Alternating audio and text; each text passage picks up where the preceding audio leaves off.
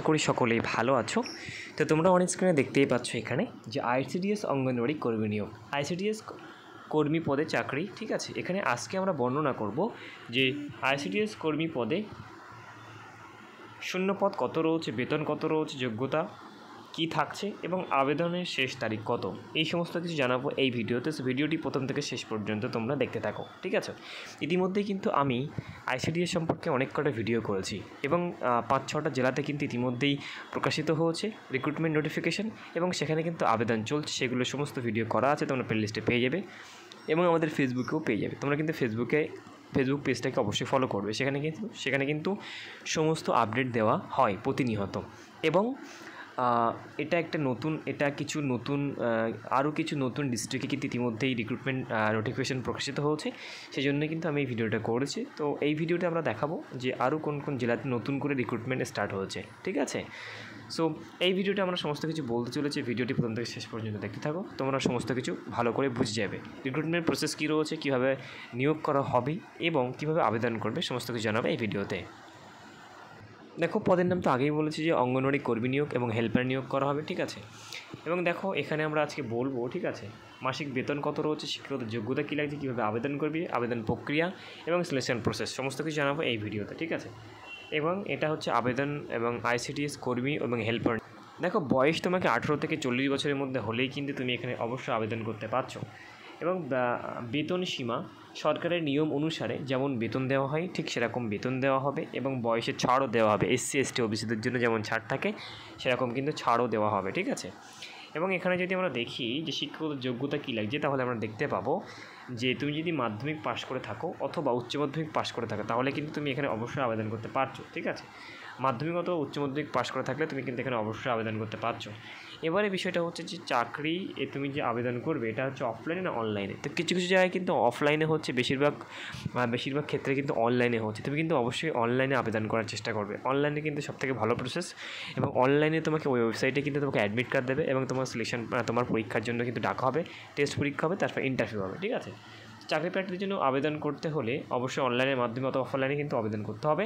এখনও পর্যন্ত বিজ্ঞপ্তিতে এই যে নতুন বিজ্ঞপ্তিটি বার হচ্ছে এখানে কিন্তু বলা নেই পরিষ্কারভাবে যে অফলাইনে নাকি অনলাইনে। যেহেতু এটা একটা শর্ট লিস্টেড নোটিফিকেশন, শুধু জানিয়ে দেওয়া হয়েছে যে রিক্রুটমেন্ট স্টার্ট হবে। এরপরে যখন বিস্তারিতভাবে বড় নোটিফিকেশন বার হবে সেখানে কিন্তু সমস্ত কিছু বলা থাকবে।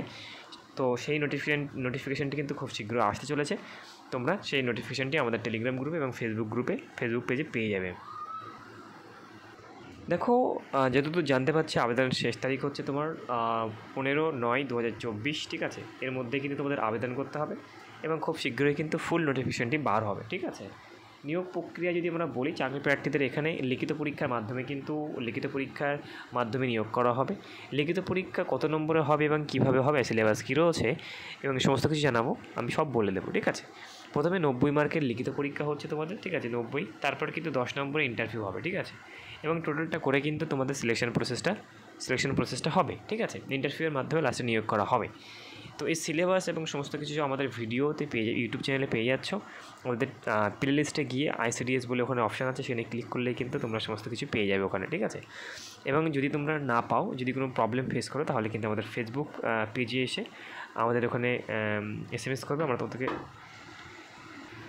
তোমাদেরকে হেল্প করবো। ঠিক আছে, তো অবশ্যই এখানে কিন্তু ইন্টারভিউয়ের মাধ্যমে নিয়োগ করা হবে।